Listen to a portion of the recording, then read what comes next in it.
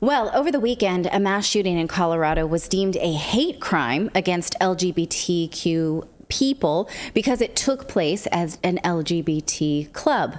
5 people died before the shooter could be wrestled to the ground, where he was beaten up by a patron. Here is how the mainstream media blamed the right for anti-LGBTQ rhetoric. This is a montage put together expertly, I think, by Fox News. All of this is not an isolated incident. It is actually a pandemic. And those who are spreading it are the ones who are, creating policies that vilify people because they want to go through a procedure around their sexual identity, because they want to talk about who they love. This is what rhetoric brings. Right. Words matter. Words matter. And people like Lauren Boebert, who, has been in the forefront of dissing LGBTQ plus people, is now saying her prayers and thoughts go with the families. Well, they don't really need your prayers and thoughts. They needed your votes. The far right-wing conservatives sort of got over CRT or critical race theory. They needed a new boogeyman, and they leapt on LGBTQ community members, specifically trans people, their doctors, their caregivers. Since April, we've also seen a 1-to-1 correlation with violence, harassment, assaults, real-world violence in this community. Now, in recent months, drag events, particularly all-ages events like that, like brunches, story hours at public libraries, have become a point of obsession for right-wing forces seeking to demonize LGBTQ folks. Earlier this year, Florida Governor Ron DeSantis infamously signed into law what critics have called the Don't Say Gay bill, which prevents some teachers from even discussing the existence of gay and trans folks. And again, to be clear, no one is responsible for this weekend's horrific attack but the shooter himself. But as one Colorado state legislator reminded my colleague Katie Tur, it happened within the context of this anti-LGBTQ hysteria. As election nears, some conservative groups have ramped up anti-trans campaign ads. Far-right figures appear to be testing Twitter's boundaries for anti-LGBTQ speech. I think we have to have a come-to-Jesus moment here. As reporters, are we more afraid of being on Breitbart for saying that trans people deserve to be alive? Or are we more afraid of the dead people? Because I'm more afraid of the dead people. Okay. That 1-to-1 bit where the reporter says that, I don't even understand it. She has no data. It's like every time a bell rings, an angel gets its wings. Like anytime you say something critical of gender theory, someone gets hurt. There's no data for that. And so I don't know what she's even saying there, but it's easy to say it with a narcissistic sort of authority as if it's true. And by doing so, then you can ignore the fact that there actually are harmful things being done with pharmaceuticals to children who cannot consent to it at this age. So, okay. So the wrench in this story came in on Tuesday when the accused shooter filed a demand for a preliminary hearing, and the filing shows that the shooter is a non-binary person. So here's the filing. You can see it refers to this person as Mix Anderson Aldrich. And then the footnote at the bottom says Anderson Aldrich is non-binary.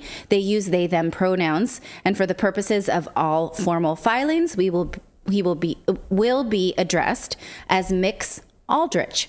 So, some questions. Does that blow up the words matter rhetoric from Whoopi? Do words matter against this shooter then?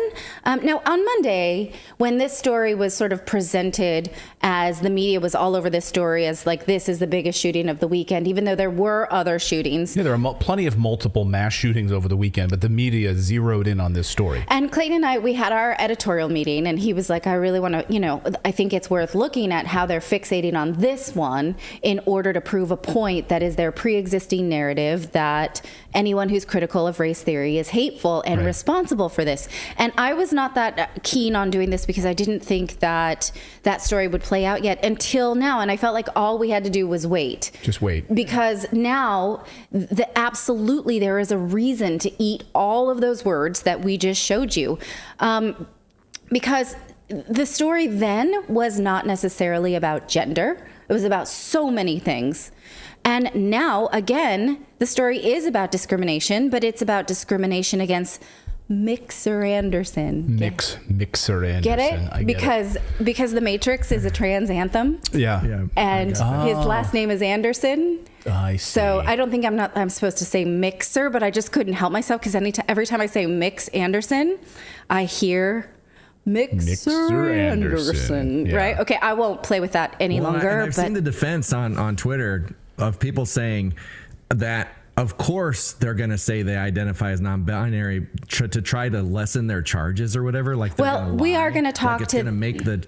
Oh, okay. Yeah, we are going to talk about whether or not that is a defense. But I think this tweet sums up how people who want to scream about gender ideology and call other people bigots. For the accused shooter, Anderson Aldrich, say not that yet. Hang on. Just the tweet. The tweet. Do you have the tweet from Pumpkin Pie Pagliassi? Yeah, I saw it in preview. This one. Yeah. Okay. I think that this tweet really sums up the way that these leftists have mopped themselves into a corner. She says, so the Colorado club shooter identifies as non-binary. Activists are now in, you say the word. Well, it's a German word, Zugzwang. Americans would say it like English, Zugzwang. Zugzwang. Or Zugzwang, which is...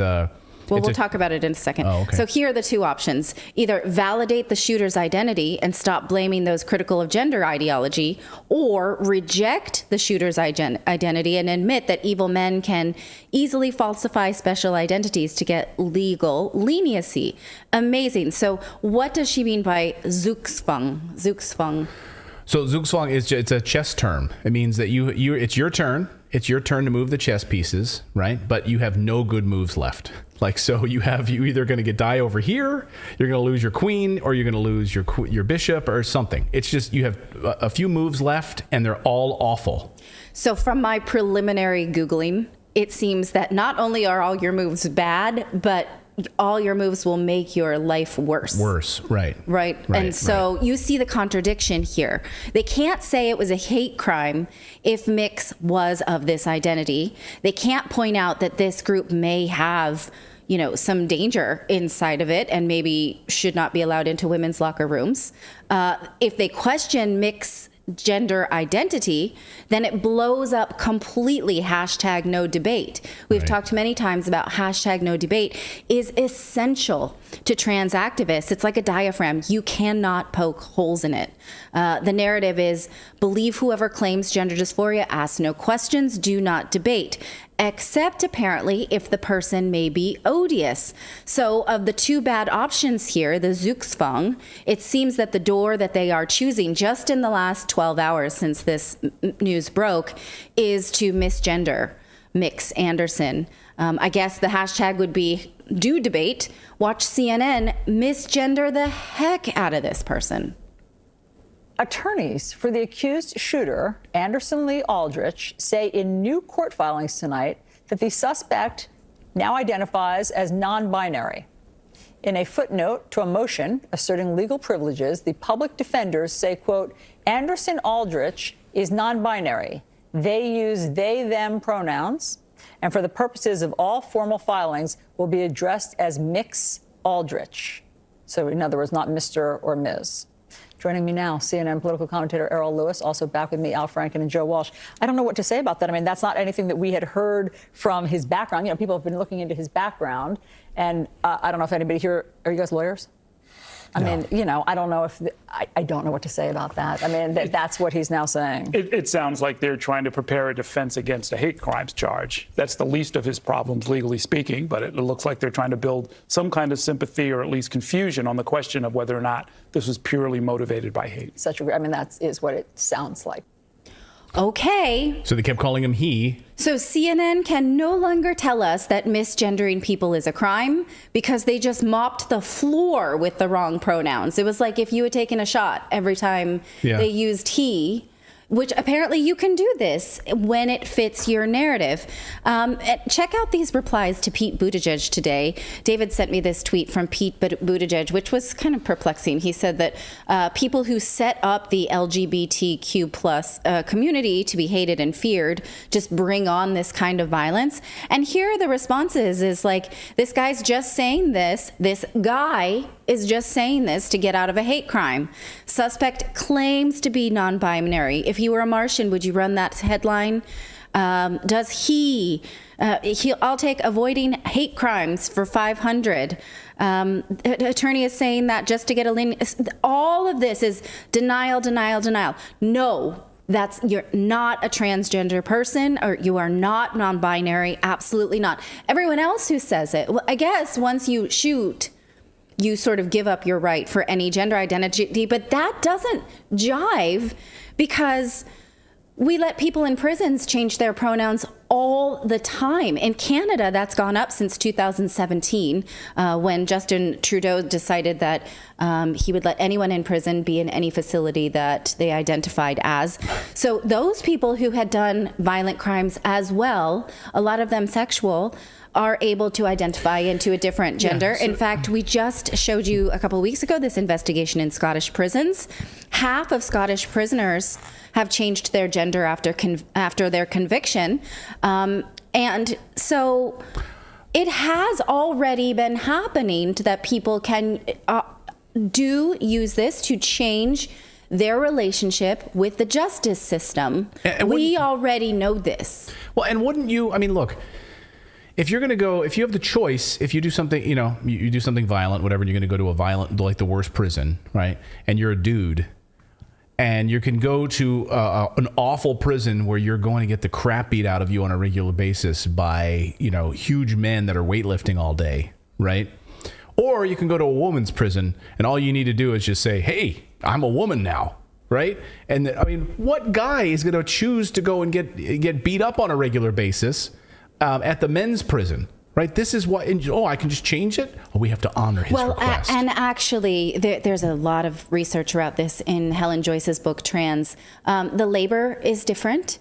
And a lot of these places, especially in Scotland where she lives, or maybe it's Ireland, I believe it's Scotland, some of these places are for babies and mommies. And so apparently we didn't care at all about protecting, people from changing identity or using it to their advantage. If it was prisoners that were being harmed, especially female prisoners, we have no interest in protecting them. But now we care if it harms talking points. Right. Well, and think of this makes me think of Chloe Cole. I've been seeing her. She was somebody who was in that community, praised by that community when she was going through her transition, and they were like, "We support you, we support you, we support you." Then when she had, realized that she wasn't going in the right direction and she wanted to detransition, now all they do is attack her, and it's like that community just cannot handle any adverse thinking out there towards their agenda.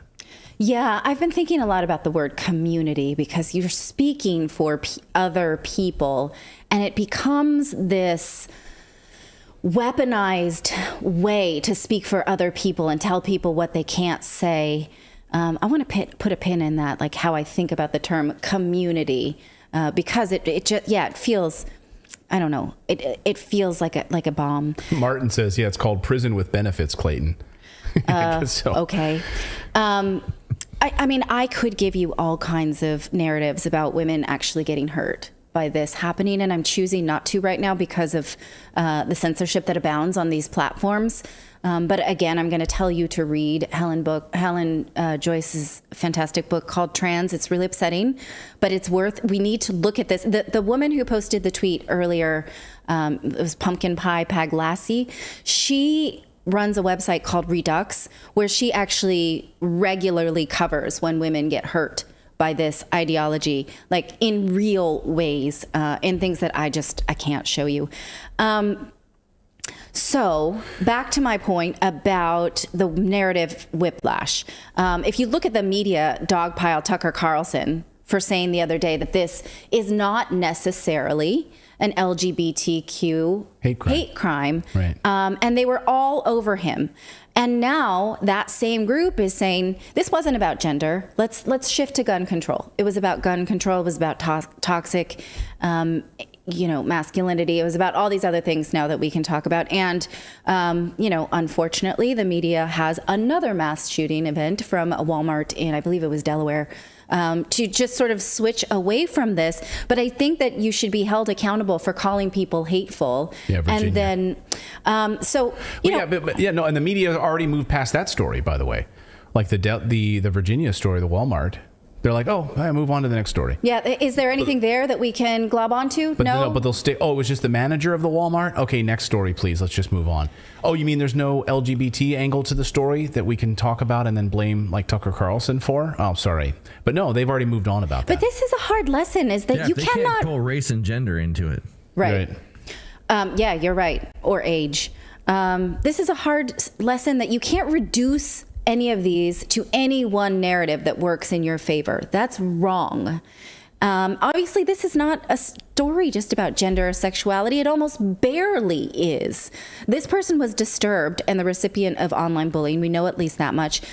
They were also fatherless, which is sadly a common denominator in all mass shooter perpetrators. Yeah. Shouldn't we fix that maybe? Like trouble with the family? Let's take a look at this person's experience of having a father, according to the CBS affiliate in Los Angeles, that minor wishes to protect. This is the petition in which the person changed their name.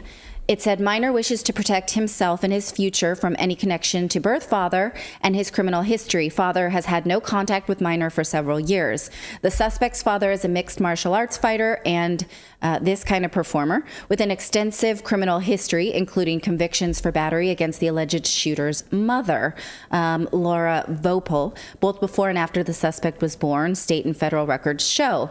2002 misdemeanor battery conviction in California resulted in a protective order that initially barred the father from contacting the suspect or the mother, except through an attorney, but was later modified to allow monitored visits with the child. The father was also sentenced to 2.5 years in custody for importation of marijuana, and while on supervised release, violated his conditions by testing positive for illegal steroids, according to public records. Now, I know it's not convenient to turn this into a talking point, that people without fathers actually are more predisposed to depression, poor health, lower grades, and criminal behavior. It's absolutely true. And I think that what's shocking about that is that people like me who get pregnant and read all the baby books, and all the baby books say, make sure the father's involved. It really will help. It makes a difference in their life outcome. Be the concierge of your child's relationship with the father. Try to do unless it's abusive relationship, try and keep the father in that, because they know the psychology is in that keeping a father around actually does seem to prevent this, and it is a common denominator to mass shooters. And instead, Hollywood is really, and no offense to anyone who's then gone through an abusive marriage and then has gotten divorced and is now a single parent. We're not talking about that.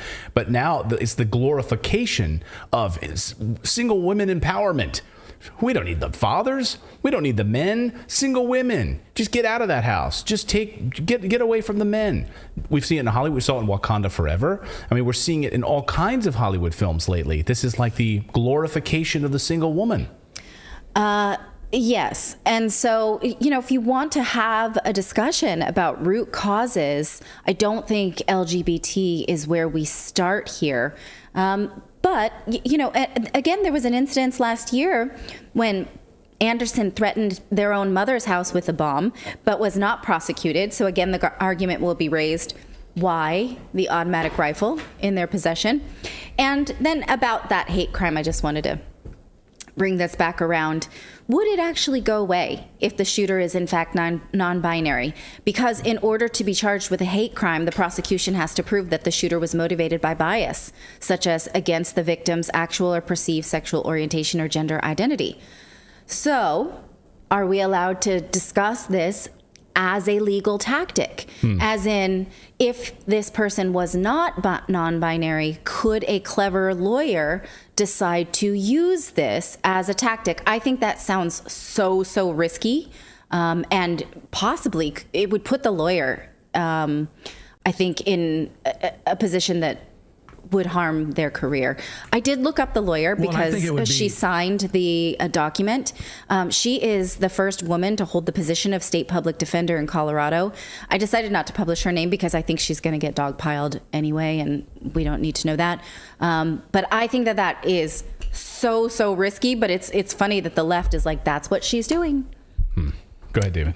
Well, and I think it would be more risky if there's no proof that they were non-binary before this happened. You know what I mean? Like if it's like there's no anybody that has ever seen them as non-binary before this, like if it's something they did just to get into court, like they'd be like, yeah, that kind of falls apart. But no, why though? Why does it not fall apart for prisoners who change after conviction?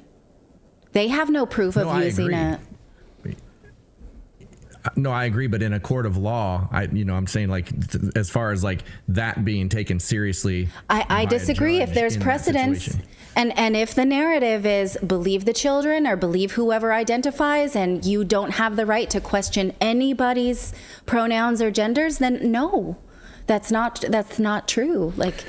So I'm interested in this debate and whether it sort of breaks up the rest of us from being able to debate. If you can debate one person, you should be able to debate them all.